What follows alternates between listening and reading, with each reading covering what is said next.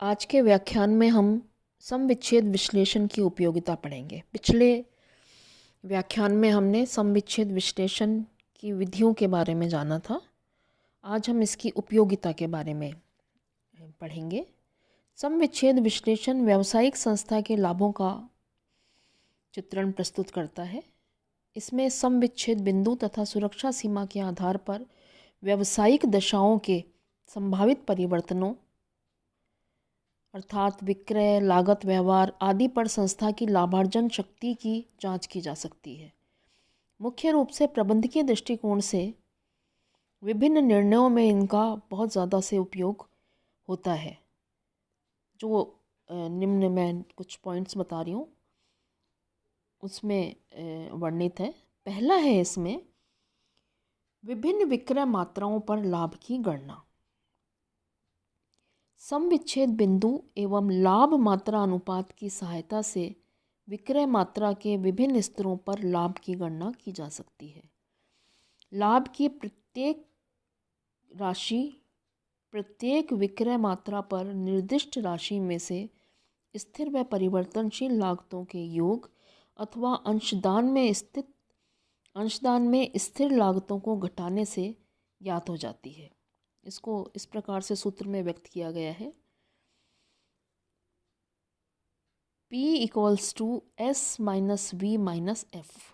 P profit को दर्शाता है, S minus S sales, V variable cost और F फिक्स्ड कॉस्ट को दर्शाता है। तो ये इसका फार्मूला है। S माइनस V कॉम्बिनेशन भी होता है, अंशदान भी होता है। तो P equals to C minus F, हम इसको ऐसे भी देख सकते हैं। एक अन्य इसका फार्मूला है profit equals to S into P V ratio minus F। तो इस प्रकार से विभिन्न विक्रय मात्राओं पर लाभ की गणना की जा सकती है। दूसरा है इसमें इच्छित लाभ की प्राप्ति के लिए विक्रय मात्रा की गणना। अनेक दशाओं में लाभ का लक्ष्य निर्धारित कर लिया जाता है, जिसके बाद विक्रय की वह मात्रा जिस पर इच्छित लाभ कमाया जा सके प्राप्त करने के प्रयास किए जाते हैं। सम विच्छेद विश्लेषण द्वारा यह विक्रय मात्रा इकाइयों में तथा रुपयों में आसानी से ज्ञात की जा सकती है और इसमें निम्न सूत्र का प्रयोग किया जाता है। सेल्स रुपीज़ के अंदर sales equals to fixed cost plus desired profit, जो हमें प्रॉफिट चाहिए होता है, डिवाइडेड बाय पीवी रेशो। इसको इस प्रकार से व्यक्त करेंगे, S इक्वल टू और sales equal to F into profit desired PD divided by PV ratio.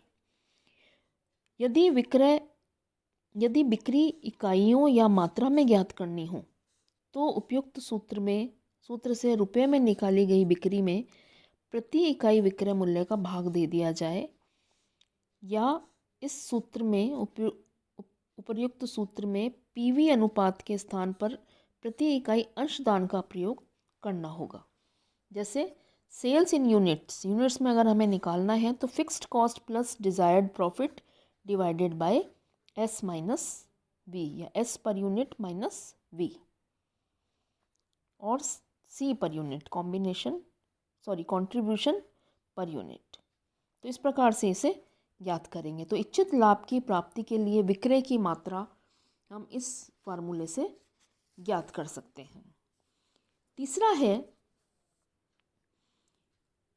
प्रस्तावित या अतिरिक्त व्ययों की पूर्ति हेतु आवश्यक विक्रय मात्रा।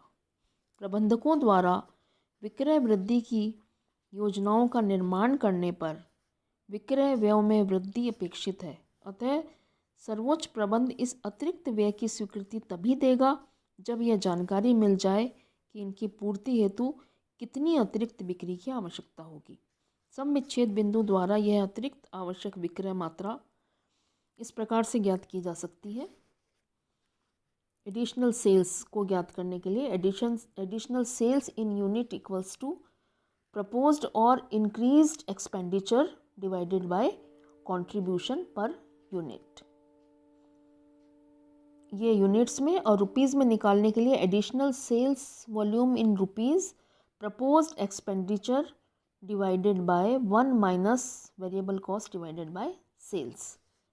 या proposed expenditure divided by PV ratio, इस तरह से इसकी गणना की जा सकती है। चौथा बिंदु है इसमें विक्रय मूल्य में कमी को पूरा करने के लिए आवश्यक विक्रय मात्रा। सम विच्छेद विश्लेषण की उपयोगिता के इस पॉइंट में अनेक बार प्रबंधक बाजार में प्रतिस्पर्धा के कारण विक्रय मूल्य में कमी करना चाहते हैं, परंतु इस प्रकार की कमी से अंशदान कम हो जाता है जब तक कि परिवर्तनशील लागतों में परिवर्तनशील लागतों में कमी न हो। इससे कुल लाभ की राशि भी घट जाती है। अतः यह प्रस्तावित कमी तभी स्वीकृत की जा सकती है जब विक्रय मूल्य में वृद्धि करके वर्तमान लाभ स्तर को बनाए रखा जाए। इस प्रकार मूल्यों में कमी के लिए वर्तमान लाभ स्तर को बनाए रखने के लिए अतिरिक्त विक्रय राशि की गणना इस प्रकार से इन सूत्रों से की जा सकती है। इसमें पहला सूत्र है SQN equal to F plus profit desired divided by sales minus V। यहाँ सेल्स ली जाएगी, new sales in quantities, SQN मतलब new sales in quantity, F plus profit desired PD और SPN मतलब न्यू सेलिंग प्राइस। दूसरा इसका formula है sales equal to F plus PD ratio, F plus profit desired divided by new PV ratio. तो इस प्रकार से विक्रय मूल्य में कमी को पूरा करने के लिए कितनी विक्रय की मात्रा आवश्यक है, इसे हम ज्ञात कर सकते हैं। अगला बिंदु है पूर्व निर्धारित BEP के लिए प्रति इकाई विक्रय मूल्य निर्धारण करना।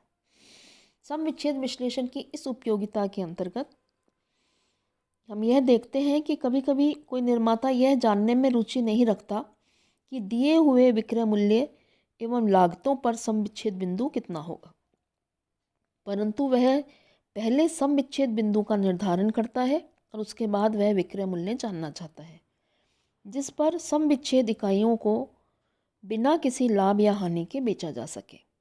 इसका निर्धारण सम विच्छेद विश्लेषण द्वारा इस सूत्र से किया जा सकता है selling price equal to V plus contribution per unit. Contribution per unit किस प्रकार निकालेंगे, F upon BEP in unit, और सेलिंग प्राइस निकालेंगे V plus contribution per unit. तो इस सूत्र से पूर्व निर्धारित BEP के लिए प्रति इकाई विक्रय मूल्य निर्धारण किया जा सकता है। और आखिरी बिंदु है इसमें लाभ कारकों में परिवर्तन के प्रभाव का मूल्यांकन। सम विच्छेद विश्लेषण की यह इस उपयोगिता के अंतर्गत लाभ कारकों में परिवर्तन के प्रभाव का मूल्यांकन किया जा सकता है। लाभ की मात्रा विक्रय मूल्य, स्थिर लागत, परिवर्तनशील लागत, विक्रय मात्रा, विक्रय मिश्रण आदि पर निर्भर करती है। यदि इन कारकों में परिवर्तन होता है तो लाभ की मात्रा भी प्रभावित होती है।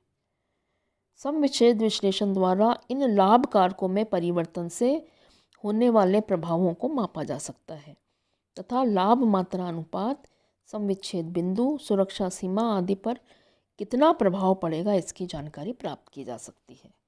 तो ये कुछ लाभ या उपयोगिता थी जो हम सम विच्छेद विश्लेषण की प्राप्त कर सकते हैं। धन्यवाद।